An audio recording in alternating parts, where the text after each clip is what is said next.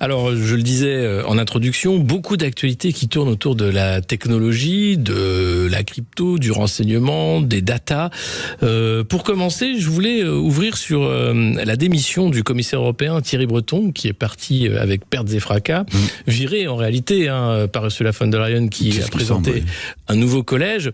Thierry Breton qui s'était fait connaître quand même en étant un peu le champion de la cause européenne contre les plateformes américaines, notamment contre Elon Musk, qu'il menaçait quelques semaines avant sa démission de fermeture quasiment de X si Elon Musk n'obéissait pas aux règles, aux nouvelles règles édictées par l'Union européenne. Est-ce que vous pouvez nous dire? Il y a une grande partie des règles qui étaient imaginaires du côté de Thierry Breton. Le DSA est un cadre assez clair et tout à fait valable. Il y a quelques points comme les signaleurs de confiance qui mériteraient d'être éclairés, mais en dehors de ça, ça tient vraiment la route.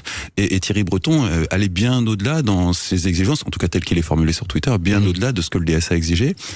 Et puis, il s'est rendu effectivement célèbre dans le monde des technologies, parce que Thierry Breton avait déjà une certaine célébrité, à travers ses passes d'armes avec Elon Musk. Et jouer au troll avec Elon Musk, on est certain de perdre, et il a perdu.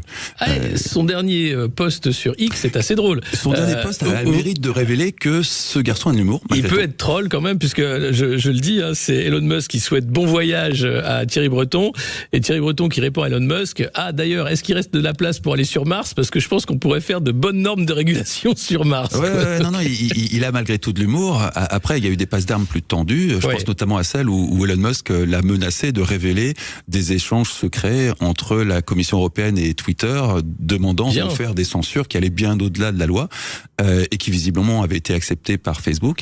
Et tout ça a été fait à la veille d'un témoignage de Mark Zuckerberg auprès du comité judiciaire du Sénat américain, révélant que oui, les Twitter Files, la censure exigée par les autorités américaines, notamment le FBI, sur des opposants politiques, des opposants à la politique sanitaire d'Anthony Fauci, et tout un tas de choses qui jusqu'ici relevaient un peu du conspirationnisme, étaient vraies, et que lui aussi, Facebook, avait eu droit à ces pressions.